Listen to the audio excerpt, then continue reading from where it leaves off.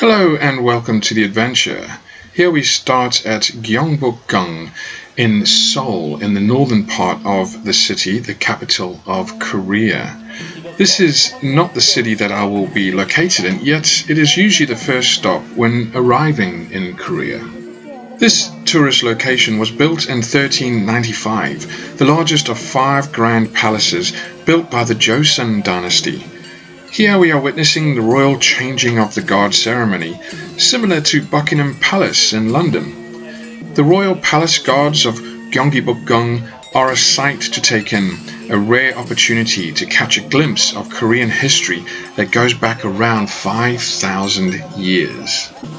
I especially love the colours and outfits that showed off the past traditions and their designs.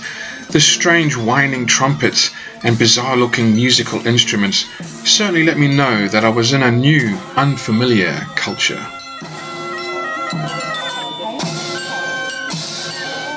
So I'd arrived a little late for the beginning of the school semester, which was the beginning of September. This was due to a mix-up with the teaching program EPIC and the teaching agency that I'd organised through. So I landed on a waiting list for any teaching positions that became available. Rather than having my first choice of positions on the Korean island of Jeju, I landed in a middle school in Daejeon. Daejeon was the fourth biggest city in Korea, a few hours driving from Seoul, an industry and technology-based city. It wasn't long before I had some comfortable digs not far from the middle school. I was also very surprised to discover this Korean public school also had a rugby team. Discipline issues was a challenge to get used to, but nothing like back in the UK. At least I found a connection to some students who played a game I used to play. So surprising to see rugby in Korea. The skill sets were in need of some tuning, but the training, setup and enthusiasm was impressive, along with playing on AstroTurf. It wasn't long before I was fully immersed into the school as the English teacher, taking part in the school's extracurricular activities. This end-of-year performance festival was fun for the kids and impressive at times.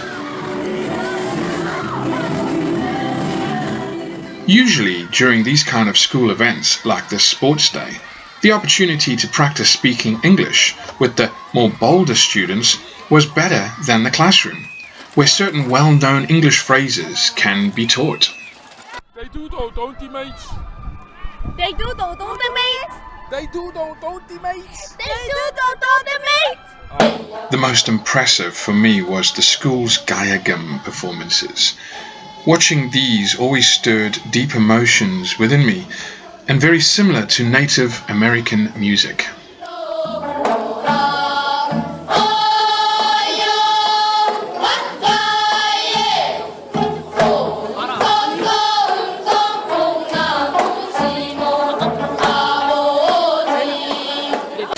Karaoke, or noraebang in Korea, was a popular pastime with everyone. Even on a moving bus during a teacher's day out, ballads and beer seemed to bring out the character of the people.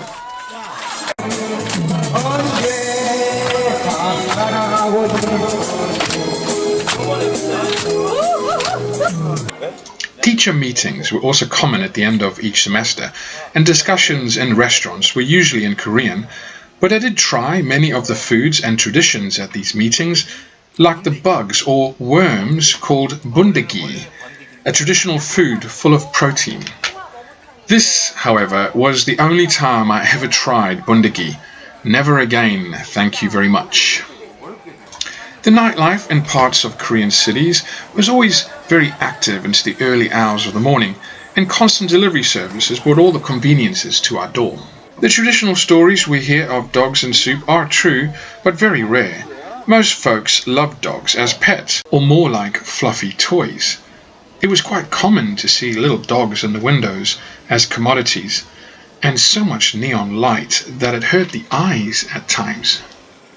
Just walking around the streets at night in the city centre of Dunsan-dong, the entertainment was just all around us. You know, the noise, the music, just the activity. Discovering a ballad singer on the street wasn't that uncommon. In fact, ballad was actually a genre in Korea. Those first few years in Korea was a very exciting time. Although without the new friends I made, I'm sure I wouldn't have stayed as long as I did. The culture of Korea, being so different to other cultures, made expat life quite a close social and helpful experience. Here we are enjoying pajeon, a Korean pancake that always goes well with what's in the pot? Makgeolli, a fermented rice wine. Most Friday nights were just having fun and getting together with all our friends, drinking makgeolli or beer, whatever the case, and then maybe going on to do some noraebang with some of the friends.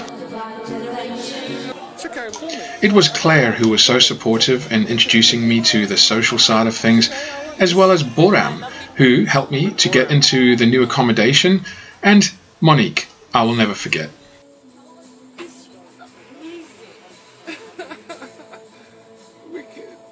During those days we would visit Gumdong in Daejeon quite a lot, but it was Claire who actually introduced me to the Toastmasters.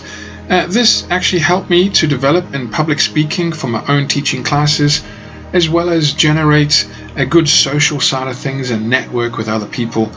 But it was Claire and Monique that were my good friends at the time, and we would always go up to the pubs on the Friday, mostly to the famous place known as Santa's. And this is Mr. Ho's Bar, and he would be open pretty much all night.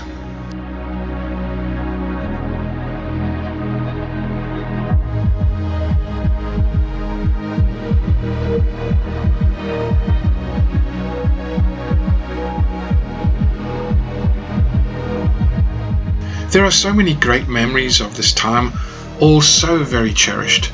From the adorable students to the adjustments of a new culture, this adventure took me to some very special places in Korea, all captured over the years, presented in the adventures of South Korea.